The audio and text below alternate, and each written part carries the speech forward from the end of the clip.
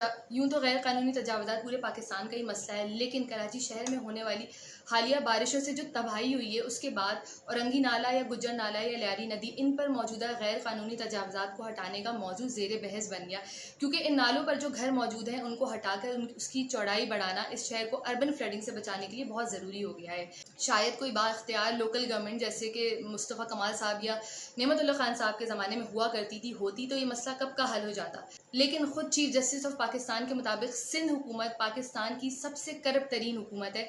जिसके हर महकमे में रिश्वत का बाजार गर्म रहता है। तो इस सूबाई हुकूमत की नाअहली को देखते हुए जुडिशरी को ना चाहते हुए भी इस मसले का चार्ज देना पड़ा और वक्तन फ़वक्तन इस सूबाई हुकूमत को इन तजावुज़ात को गिराने का नोटिस भेजना पड़ा, जिसके जवाब में लोगों को कंपनसेशन या रिलीफ देने की आड़ में ये हुकूमती इदारे अदालत से स्टे ऑर्डर पे स्टे ऑर्डर लेते रहे। लेकिन ज़ाहिर है जब मुद्दत ख़त्म हुई तो चीफ जस्टिस साहब को एक हतमी फैसला इन तजावुज़ात को गिराने का लेना पड़ा। और उसके बाद ऐसा लगा कि जैसे सूबाई हुकूमत के तमाम इदारे शदीद हरकत में आ गए और बुलडोज़र लेकर बस उन्होंने इन तमाम तजावुज़ात पर चढ़ाई शुरू कर दी। लेकिन वो सबसे अहम नुक्ता जिस पर वो हमेशा बात किया करते थे, लोगों को कंपनसेशन और रिलीफ देने का, वो उन्होंने सिरे से ही नज़रअंदाज कर दिया। याद रहे ये वही सूबाई हुकूमत है जिसने लोकल गवर्नमेंट ऑर्डिनेंस 2013 के बाद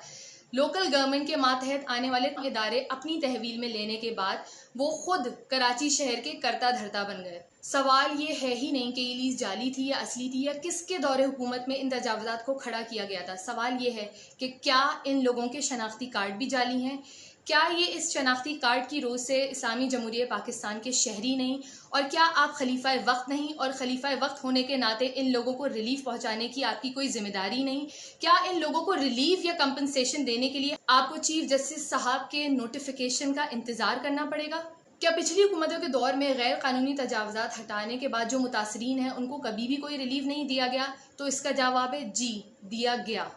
2006 में जब मुस्तफ़ा कमाल साहब की वज़ीयती हुकूमत थी तो लियारी एक्सप्रेसवे के रास्ते में आने वाले कोई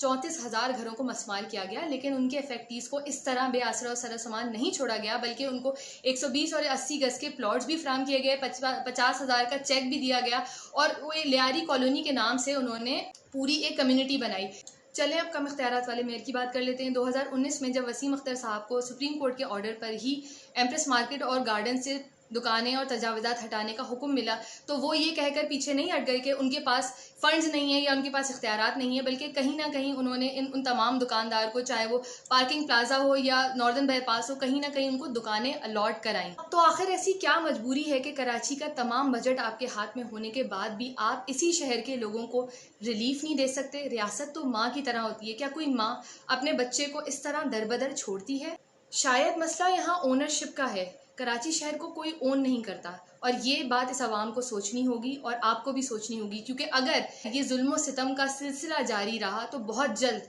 आवाम का एक समंदर सड़कों पर होगा और फिर आप उसको रोक नहीं सकेंगे। ज़रा सोचिएगा।